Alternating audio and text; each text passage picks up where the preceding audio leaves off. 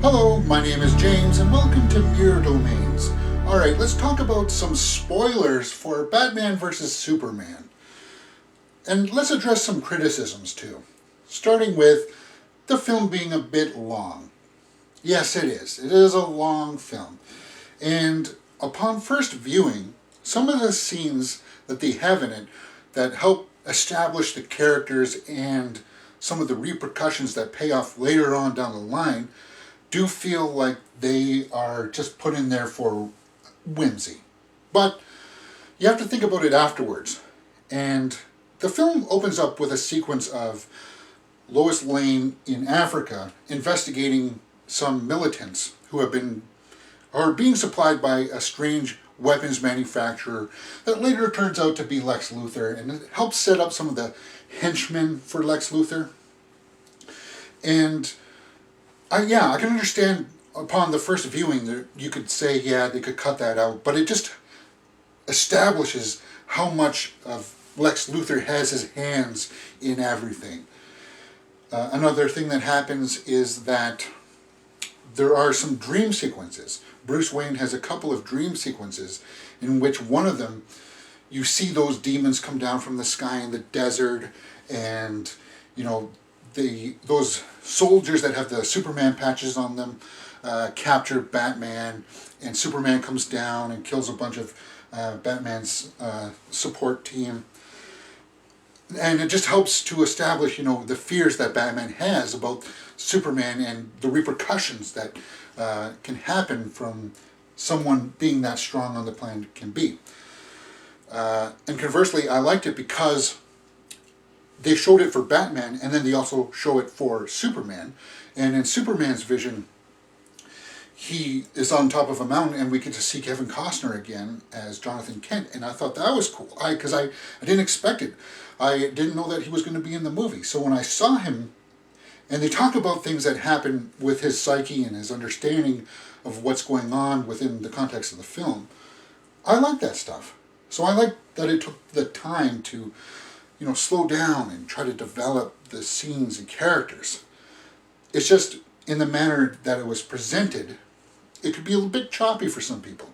It could be a little bit, okay, we're on this path, and then, wait a minute, we're on top of a mountain now? So I can see how that could be a little bit jarring for some people, and people can perceive that as rough, chop editing. But I followed it. I had no problems keeping up with what was going on, and I really enjoyed it. Gal Gadot as Wonder Woman. I thought she was fantastic. I liked all of her dialogue. She has this interesting little accent to it, which I felt helped the character.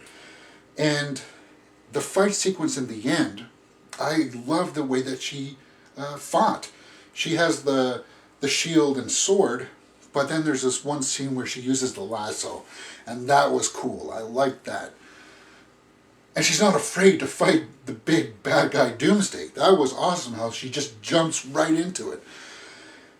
Speaking about Doomsday, let's talk about that. Alright, a lot of people's complaints are, oh, it's too CG, and, they really shouldn't have used him. But I liked it, and, because we got to see Doomsday do some of the things that I know him for it, just on the casual fan side of, him growing and mutating those big spikes out of him. And they actually killed Superman, which I didn't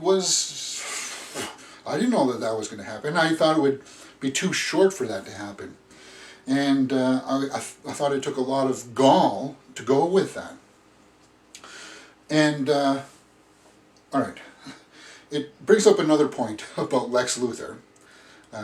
Is that we don't really know, it's not putting your face, like, straight up, here, this is why Lex Luthor hates Superman.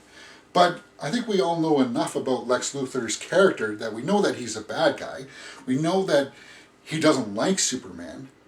The only thing that I think they really establish in the movie is that I think he feels threatened by Superman, like his abilities that, Superman can stop whatever plans Lex may have down the line, so Lex feels compelled to take him out before Superman can stop him.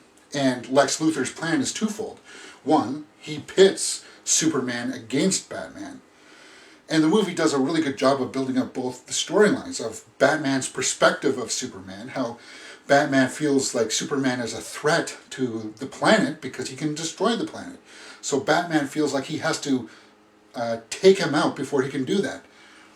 Superman, on the other side, sees that Batman, he's kind of a little vicious in his justice. He does maim people. He does kill people. And, that's frowned upon by Superman. So I really liked how they built up both the storylines. But as I said, yeah, I think Lex Luthor's plan is just to, try to take out Superman before Batman, or take out Superman before Superman has the ability to stop him. So he pits Batman against Superman, and then he also has his backup plan, which is Doomsday. Let's talk about Lex Luthor a little bit more. Some people felt like he was over the top in his delivery, and he was, for the most part. But he also gave a good job in showing you that he's got a few wires crossed. He's a little off, and I like that, and that comes through in a lot of his speeches. Okay, what else can we talk about?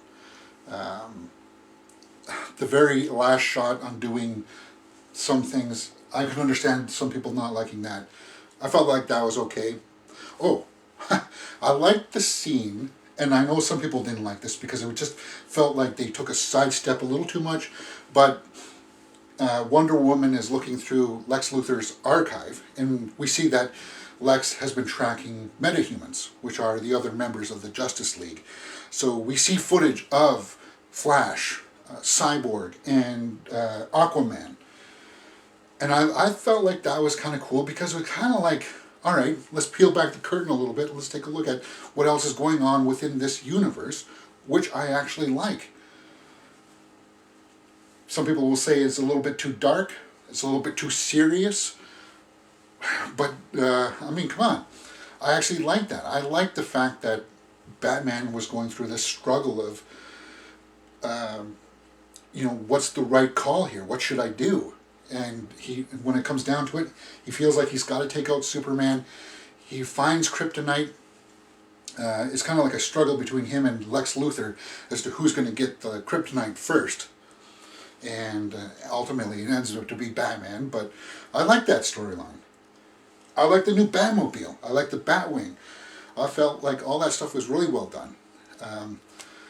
I guess the only thing that I would really complain about is that, okay, once Batman and Superman are fighting, it just kind of ends a little too quick, but it ends well. It ends on the right note. Like, Batman is ready to stab Superman with the spear, with the kryptonite spear, and he says his mother's name. He's kind of like, okay, this is it. He's just kind of like, his chips are down. He says, okay, once you do this, you got to go save my mother. You got to save my Martha. And it just so happens that in the beginning of the movie, we learn that Batman's mother and father were killed, obviously, when he was a young boy, but his mother's name is also Martha. So it kind of snaps in him as to like, wait a minute, what are you talking about? What's going on here? But then he realizes, he puts all the pieces of the puzzle together. He realizes that, Superman's doing this because he's being controlled by Lex Luthor. And I really liked how that scene played out. And I think the further that we get away from it, I think people will appreciate it more too. What else? I think that's it. As I said, I really like the stuff with Alfred. Jeremy Irons as Alfred. He has some of the best lines because you can tell that he's had this long-lasting relationship with Bruce, and he just wants to have Bruce have the opportunity to enjoy life, but he realizes that it's not going to go down like that. And I also really like the stuff between Amy Adams and Clark Kent, Lois Lane and Clark Kent. I like that stuff. Yeah, there were a few scenes where Henry Cavill was a bit wooden, like the whole balcony scene. Yeah. Other than that, I can't think. It's a movie that you have to see in the theater if you can, because it's big, it's loud, and it's got a bunch of sequences in it that you will just be like, cool, man. Yeah. And I think the further that we'll get away from it, people will realize that, yeah, it's actually a better film than people are giving it credit to right now. In my original review, I gave it an 8 out of 10. I stand by it. If you want to watch the original video for that, click right here. Other than that, if you've liked what you've seen, please hit that thumbs up button and subscribe.